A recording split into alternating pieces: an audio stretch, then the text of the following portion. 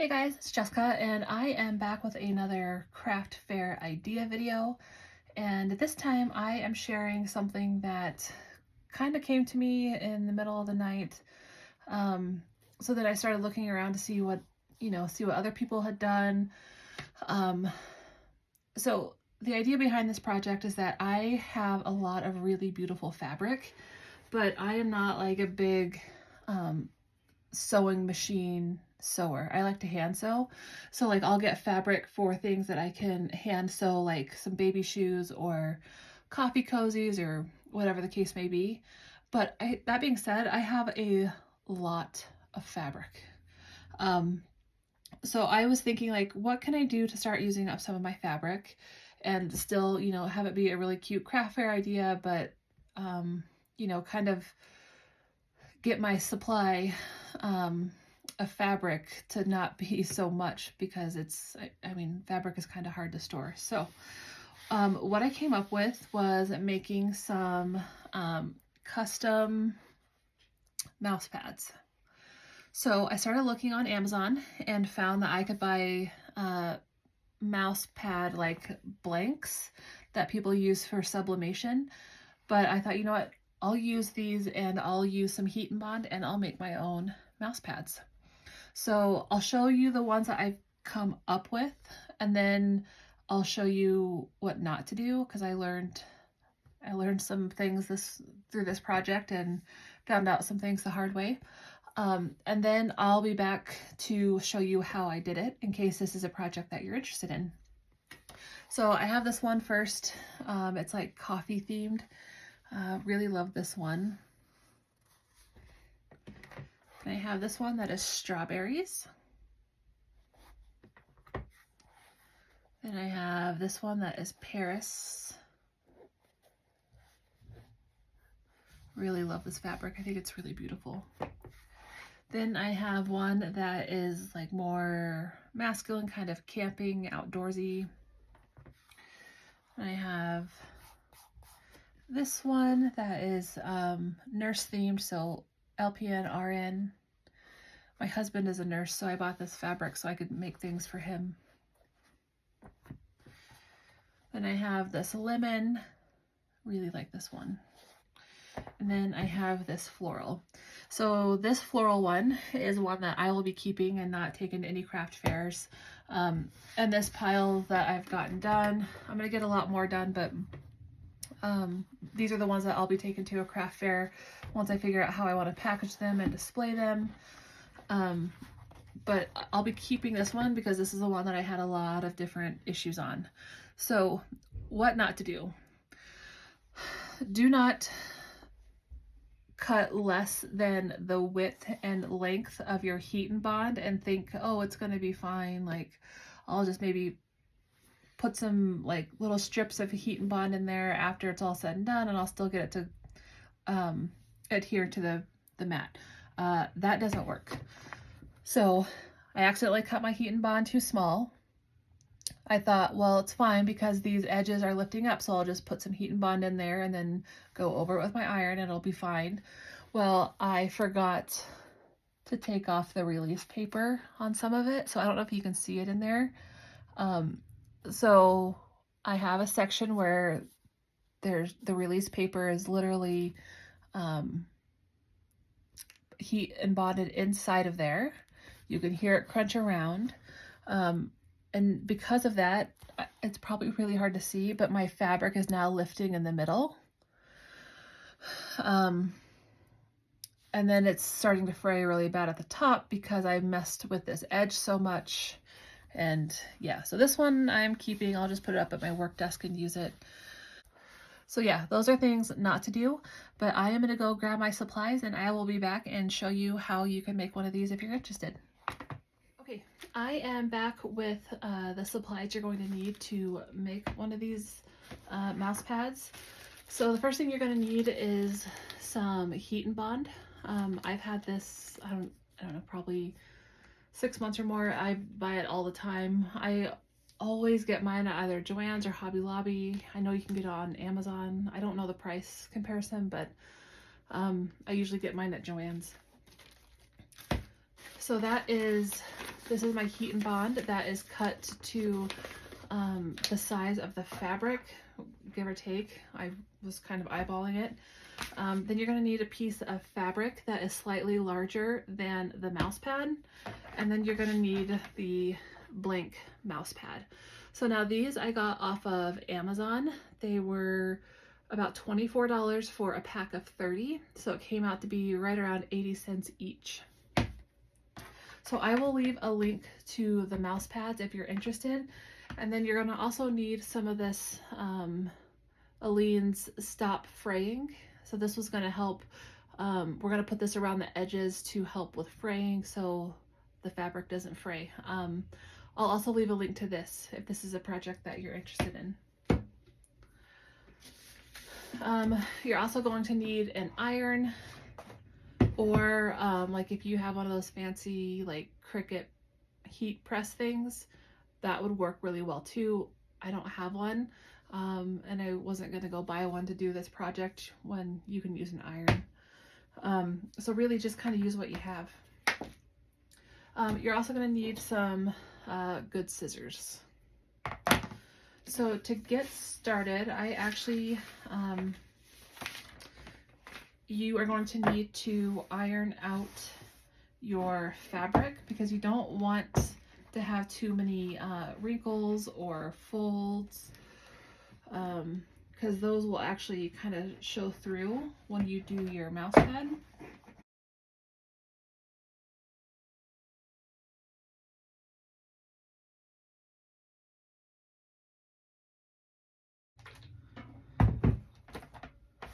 Okay, so now that we have that ironed out, we're going to set that aside, and we are going to take the mouse pad. And if you have a lint roller, like, you can definitely use that. I don't have one, or if I do, I can't find it. Probably because my kids have it.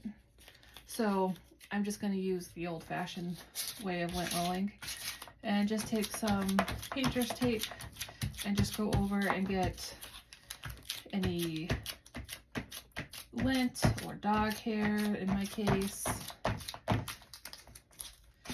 You just want this to be nice and clear and clean of any lint or debris, so your fabric will stick really well.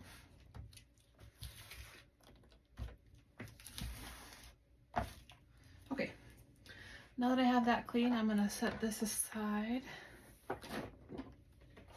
And I am going to add my heat and bond to the fabric.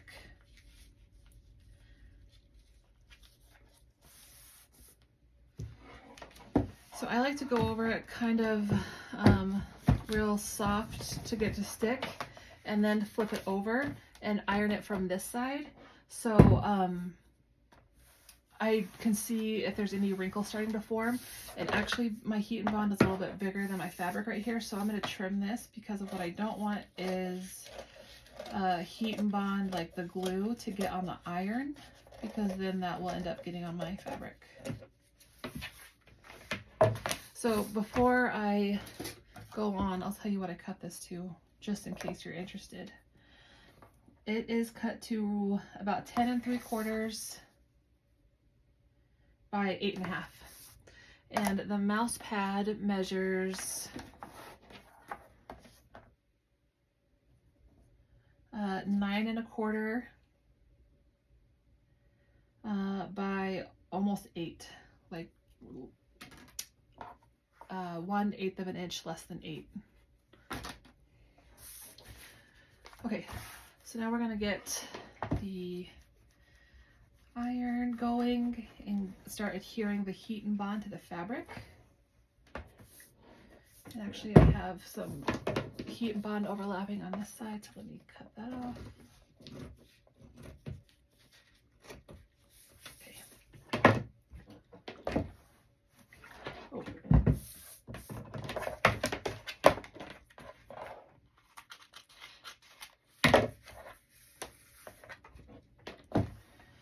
So now what I like to do when I'm applying the heat and bond is use a lot of pressure and just keep moving down the fabric.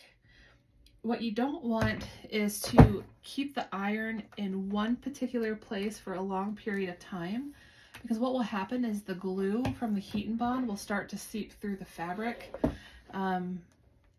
And honestly, like, to me, not super noticeable, not super big deal, unless you're using like, unless your fabric is like clear, or not clear, cream or white, then it becomes a little bit more noticeable that way. Okay, so now we're gonna let this cool down, and we're gonna see if I adhered it well enough all the way around to pull off the release paper.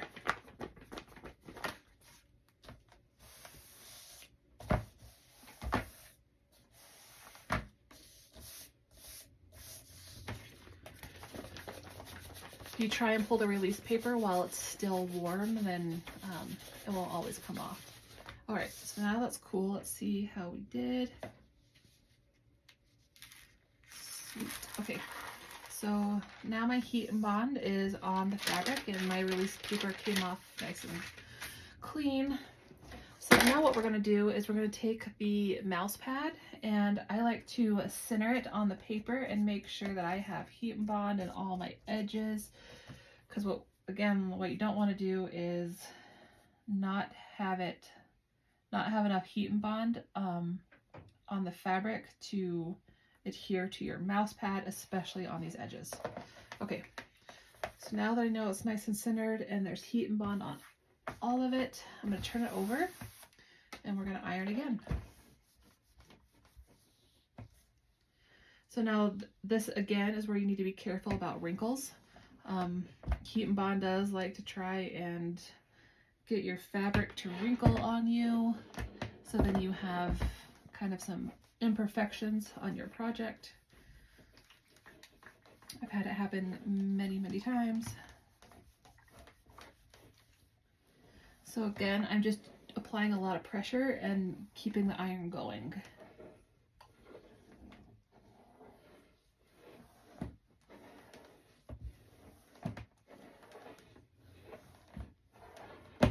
Okay.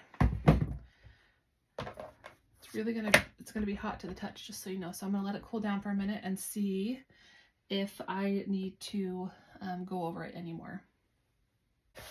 Now that that has cooled down, one of the things I like to do first is start bending my mouse pad to see if the fabric is lifting away from the mouse pad. And if that happens, oftentimes it'll happen right here in the middle, and that tells you that you didn't get enough pressure and heat in the middle when you were ironing. But I am not seeing any lifting of my fabric, which is great.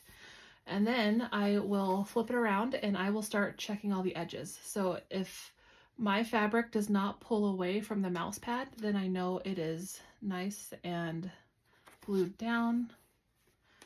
So none of this is pulling away.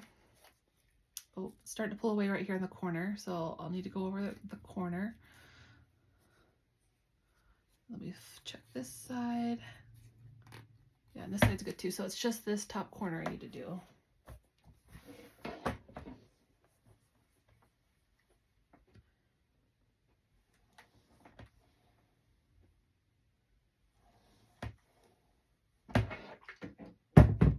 So now I am confident that this is stuck down as best as it's going to be. And now this is where our nice scissors come in. If you have a nice fabric, like roto cutter thing, that works best. I can't find mine, which I'm not surprised by, but some nice scissors will work too. So if you have fabric scissors, if you have really sharp scissors, those will always work as well. So now I'm just going to go along the edges here and trim it so it matches like nicely and flush with my mouse pad.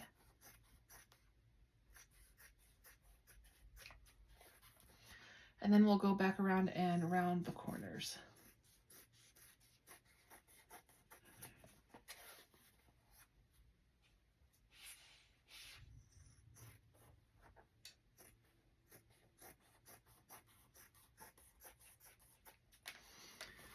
Okay, so now that I have all that trimmed off, now I'm just going to go and around the corners here.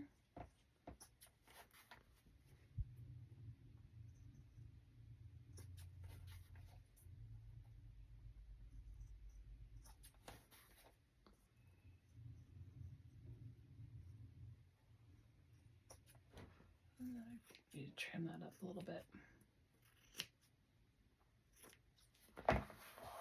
Okay, so now I like to just make sure that my corners look nice. So you can see right here, I don't know if you can see it super well. This is a little bit, I don't know, kind of ugly. So I'm going to trim that up a little bit.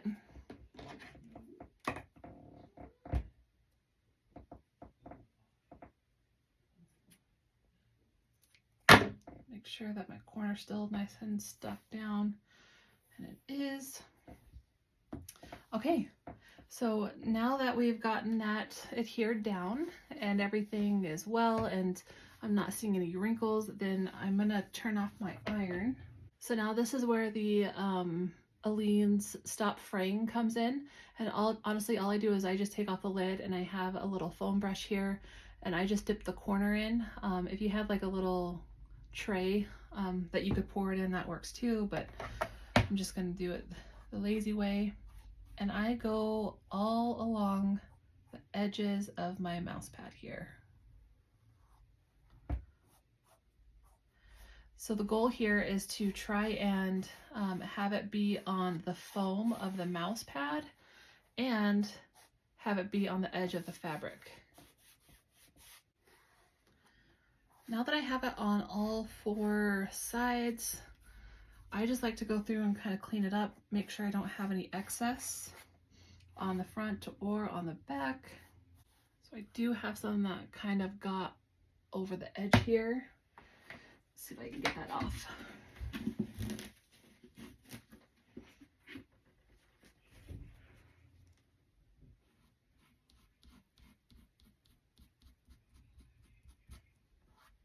There we go. I just have Clorox wipes that I keep in my craft room, and so yeah, that wiped off well.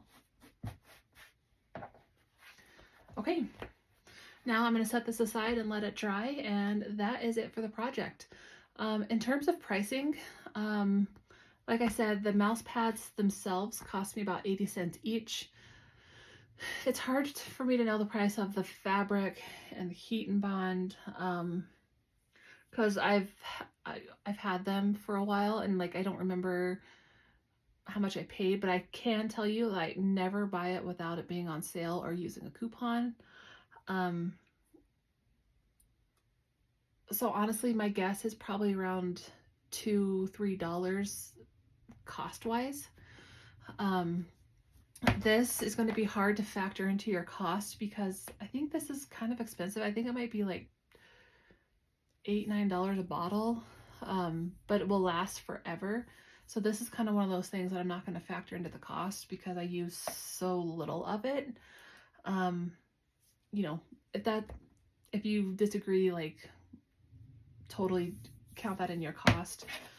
To me, there are some things that are just going to be an overhead cost, and that's one of them. So I think I'll probably sell these for about $6. I think that's a fair price with how much, like they're not time consuming, but they are attention to detail and it is your time. So yeah, I think $6, maybe $7. My daughters thought I should do $7. I think those would be a fair price. So as soon as I take these to a craft fair, I can let you know how they do. But yeah, I hope you enjoyed this project and thanks so much for watching.